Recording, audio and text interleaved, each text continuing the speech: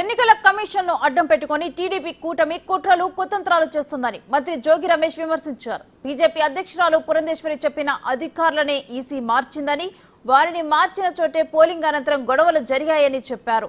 త్వరలో TDP address గల్లంతవుతోందని, కూటమి కుప్పగూలిపోతుందని జోగి రమేష్ పేర్కొన్నారు.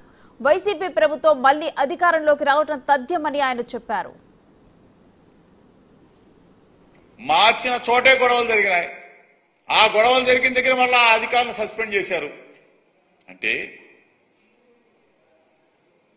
పరిపాలన సక్రమంగా చేసే ఎస్పీలని, కలెక్టర్లని కావాలని కుట్రపూర్వకంగా మారిస్తే మరలా అదే ప్రాంతంలో గొడవలు జరిగినాయి. మరలా అదే అధికారుల్ని సస్పెండ్ చేశారు. అంటే నిబద్ధతలను గాలికి వదిలేశారు. వ్యవస్థల్ని వాడుకున్నారు. వ్యవస్థల్ని బస్టు పట్టించడంలో చంద్రబాబు నాయుడు అంతా దుర్మార్గుడు, బస్టు పట్టించాడు.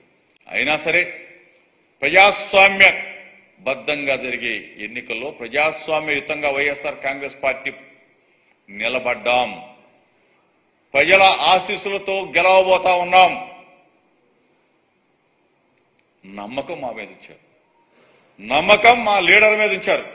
మా జగనన్న మీద ఉంచారు జనం.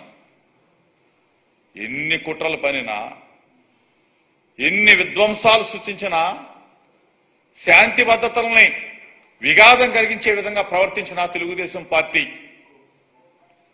జనసేన పార్టీ ఎన్ని దుర్మార్గాలు క్రీడలకు చేసినా సరే ప్రజాస్వామ్యంలో గెలవబోతా ఉంది. ఆరోగ్యశ్రీ అది మా పేటెంట్. డాక్టర్ వైఎస్ రాజశేఖర్ అంతకుముందు చంద్రబాబు నాయుడు వదిలేసి వెళ్ళిపోయిన 1800 బకాయిలనే మా ప్రభుత్వం, మా జగనన్న మేము మరలా 1800 కోట్ల రూపాయలు బకాయిలు కట్టి ఆరోగ్యశ్రీని మరలా గాడిలో పెట్టి ఈరోజు ఆరోగ్యశ్రీ మరలా రేపు మేము రాబోతా ఉన్నాం కదా. జగనన్న మరలా ముఖ్యమంత్రి కాబోతా ఉన్నాడు. ఏ బకాయిలు ఉన్నా కానీ తీర్చేస్తాం, ఆరోగ్యశ్రీని గాడిలో పెడతాం, ప్రజల ప్రాణాలను రక్షిస్తాం.